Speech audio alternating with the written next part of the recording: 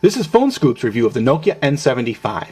The N75 is the first 3G phone from Nokia to hit the United States. First thing you notice about the N75 is its distinct styling. It is also a pretty large phone. You can see how thick it is. Compared to a BlackBerry Pearl, for example, it's about the same length, but it's a lot thicker. Opening it up, and you can see quite a large size differential. Still, with a big phone comes big features, and the N75 does not skimp. Let's check them out. Taking a tour around the outside of the N75, you'll see the glossy exterior display and media keys on the front. The keys let you interact with the music player, camera, calendar, and view messages that come to your inbox. On the right side of the phone is a dedicated camera button and function button, as well as the volume rocker. These keys provide minimal feedback, though the volume rocker does do a little bit better job. Camera and flash on the back of the phone, as well as the battery hatch and battery. SIM card is located next to the battery, so the battery must be removed in order to access a SIM card slot. On the left side of the phone, you'll find the hatch covering Nokia's proprietary data port, as well as the power port and SD slot. Opening up the N75, you'll see that it has a very polished interior. The screen is large and beautiful and surrounded by a black glossy frame. The keypad is also reflective and has a mirrored finish surrounding the function keys and pad itself. Looking at the keys, you can see they have small dimples or depressions, although the overall feel of the keypad is very slippery. It's hard to tell when your thumb is moved from one button to the next. There's a dedicated menu button and a dedicated music button. Otherwise, the function keys and send and end keys are as to be expected. Because the N75 comes with the Symbian S60 operating system, it's highly customizable and a very able smartphone platform. Hitting the menu key takes you to the main menu, which you can see has a lot of options, including applications and folders. The settings menu, for example, is quite extensive and allows you to customize the phone in just about every way imaginable. One very interesting and useful feature of the N75 is the active standby screen, which you see here, which allows you quick and easy access to a number of applications from the home screen. Hitting the music button takes you directly to a music center. From here you can access your music or other music related services, including news and communities. Diving into the music player software itself, you'll see it's very similar to that of the 5300. Here you can choose from your songs, artists, playlists, or albums. Once you've chosen who you want to listen to, it's just a matter of diving into the menus and the music starts to play. You can jump back out from the player and access it directly through the active standby screen, which lets you do things like compose messages or browse the web while you're listening to music.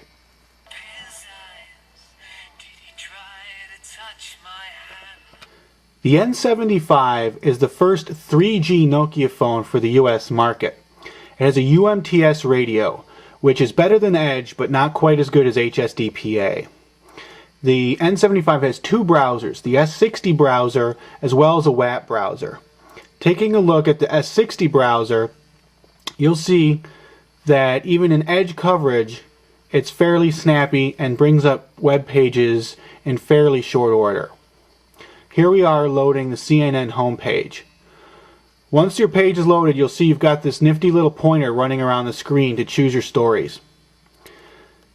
Hitting the button lets you access the story, and you can scroll down and interact with the screen. One very cool feature of the S60 browser, hitting the back key. You see you get this tabbed view of the web pages you visited, so if you need to go back all the way to the beginning, you can scroll back to the home page very easily. This is very useful when navigating deep into web pages. Using the N75 as a camera is both easy and difficult depending on how you choose to do so. Holding the phone closed and hitting the camera button will bring up the camera UI. Here you can choose to adjust settings. You use the volume rocker to slide back and forth on this menu. Hitting the play pause button will automatically make an adjustment to any of those menu items. Hitting close brings you back out to the main camera. You can see here that in our light box, because of the glare, this is actually difficult to use as a viewfinder. Obviously outside in the sun it will be just as hard. However, once you've adjusted your settings and get used to using the camera, it does take very good pictures. One disappointment is that it doesn't really work when held open sideways, which is a shame because the interior screen is far superior than the external screen for picture taking.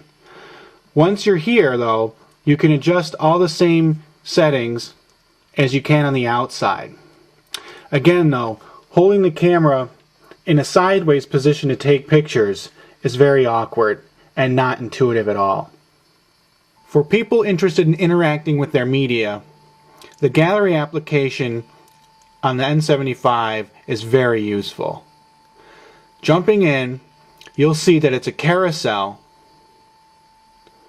and allows you to scroll sideways through all your images and movies. Once you've selected an image, you can interact with it directly from the carousel, send it, print it, add it to an album or more, or you can open it. And with the image open, you can choose to do also many of those same things, sending or printing, as well as zooming, rotating, editing, and more. We've just barely scratched the surface on the many capabilities of the N75. Unfortunately, we don't have time to show you every facet of the phone. However, hopefully this quick look at the music player, camera, and S60 browser have given you a nice taste of what this phone is capable of. The included 3G wireless is a nice touch, though we wish it had come with HSDPA rather than UMTS. Still, the Nokia N75 is a solid pick for a feature phone.